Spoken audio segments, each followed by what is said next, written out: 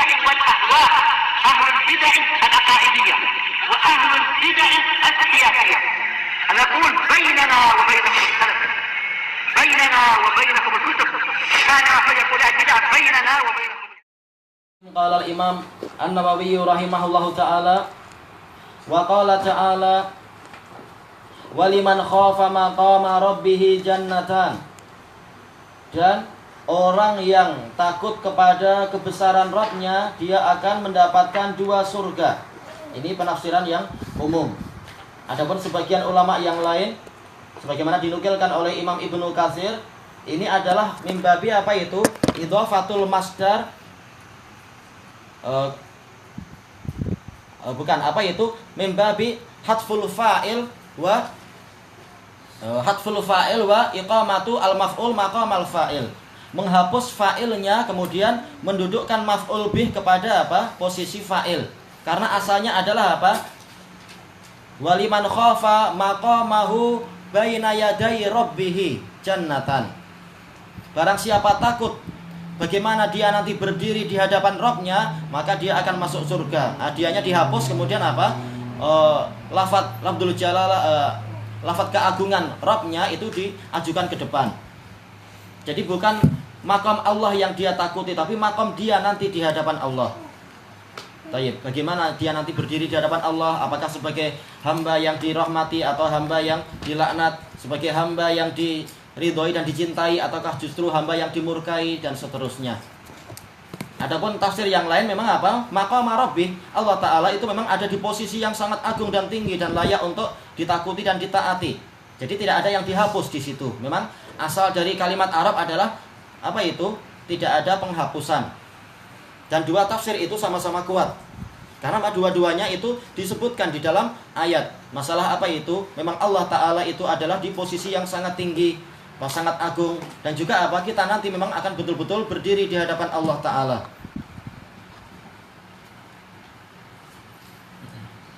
Maf'ul bih tadi sekedar apa? Tajawuz. Walaupun sebenarnya bukan maf'ul bih. Apa itu Rabbih, tapi apa? Sebagai apa? Sebagai dzaraf. Baik.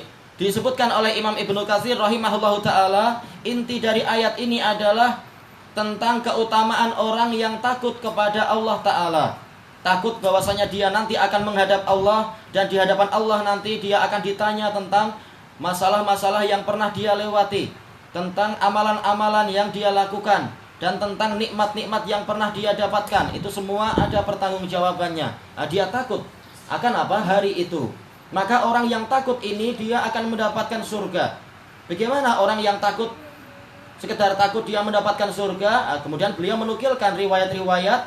Maksudnya adalah bahwasanya manakala dia takut kepada Allah, maka dia mendatangkan amalan-amalan untuk apa itu? Menyelamatkan dia dari kemurkaan Allah. Berarti apa? Yang diinginkan di sini adalah takut yang membuahkan amalan. Tayyib, itu adalah kesimpulan dari tafsir beliau. Dan ini juga disebutkan oleh Syekhul Islam Ibnu Taimiyah rahimahullahu ta'ala dalam kitab beliau Al-Imanul Kabir. Yaitu yang dimaksudkan dengan ayat ini, waliman khafa maqama rabbih jannatan, orang yang takut kepada kebesaran Rabb-nya, kehadirat Rabb-nya, atau berdirinya dia di hadapan Rabb-nya, dia akan mendapatkan 2 surga. Ini adalah orang yang betul-betul tahu dia nanti akan menghadap Allah, maka timbul rasa takut. Dan rasa takutnya ini menyebabkan dia mengurangi dosa-dosa dan memperbanyak pahala-pahala, yaitu apa? Kembali kepada amalan. Tayyib. Dan ini juga dijelaskan oleh Imam Ibnul Qayyim rahimahullahu ta'ala di dalam kitab beliau Raudhatul Muhibbin, yaitu ayat ini berlaku kepada orang-orang yang memperbanyak amal soleh dan mengurangi dosa-dosa. Karena apa? Itu adalah bukti dari rasa takut dia kepada Allah. Tayyib. Kemudian beliau mendatangkan penjelasan-penjelasan yang bagus, yaitu apa? Hendaknya seseorang itu agar dia selamat, dia memperbanyak minat dia kepada Allah, dan juga memperbanyak apa itu? Semangat ibadah kepada Allah Ta'ala demi mencari keridhaan Allah. Kalau dia tidak mendapatkan itu di dalam dirinya, dia tidak mendapatkan dalam dirinya itu minat kepada Allah Ta'ala, minat kepada keridhaan dan kecintaan Allah Ta'ala, maka hendaknya dia berpindah pada maqam yang kedua, yaitu hendaknya dia memperbesar minat kepada surga. Baca dalil-dalil tentang surga, baca tentang keutamaan surga, Sehingga apa? Sehingga timbul harapan dia untuk masuk surga. Sehingga apa? Dia beramal. Dan juga apa? Memperhatikan tayyib. Dengan itu dia akan bersemangat karena apa? Mencari surga. Wa fi dzalika falyatanafasil mutanafisun. Hendaknya di dalam keutamaan-keutamaan surga itulah orang-orang itu melakukan perlombaan. Kalau dia tidak mendapatkan itu di dalam dirinya, semangat untuk mencari surga, berminat kepada surga, maka hendaknya dia berpindah pada makom yang berikutnya, yaitu rasa takut kepada neraka. Tentunya dengan cara apa? Membaca dalil-dalil tentang neraka, berita tentang kedahsyatan neraka, tentang betapa ngerinya siksaan di neraka. Di dunia aja tanpa ikon aja kita merasa apa? Letih. Kita merasa kepanasan, merasa kegerahan. Bagaimana nanti di padang mahsyar, gimana nanti dalam neraka dan seterusnya. Maka ini akan menimbulkan rasa takut dan itu akan apa? Menyebabkan dia beramal. Tayyib. Maka dan orang yang semacam inilah yang berhak untuk mendapatkan keselamatan dan berhak untuk apa? Untuk masuk ke dalam surga. Yaitu yang Allah Ta'ala isyaratkan dalam ayat yang lain tentang masalah rasa takut yang bermanfaat ini. Fa idza ja'atit tammatul kubra yauma yatadzakkarul insanu ma sa'a wa burrizatil jahimu liman yara fa amma man tagha wa atharal hayatad dunya fa innal jahima hiyal ma'wa wa amma man khafa maqama rabbih wa nahan nafsa 'anil hawa fa innal jannata hiyal ma'wa. Maka apabila telah datang malapetaka yang sangat besar, sedemikian besarnya sampai apa? Langit aja runtuh, naudzubillah. Pada hari itu manusia baru ingat apa yang telah dia lakukan selama ini di dalam kehidupan di dunia. Wa burrizatil jahimu liman yara, dan neraka jahim ditampakkan bagi orang-orang yang melihat. Nah, di situ manusia akan terbagi dua. Fa amma man tagha wa atharal hayatad dunya fa inna jahima hiyal ma'wa. Maka orang yang melampaui batas dan lebih mengutamakan kehidupan dunia, maka neraka jahim adalah tempat tinggal dia. Wa amma man khafa maqama rabbih wa nahan nafsa 'anil hawa fa innal jannata hiyal ma'wa.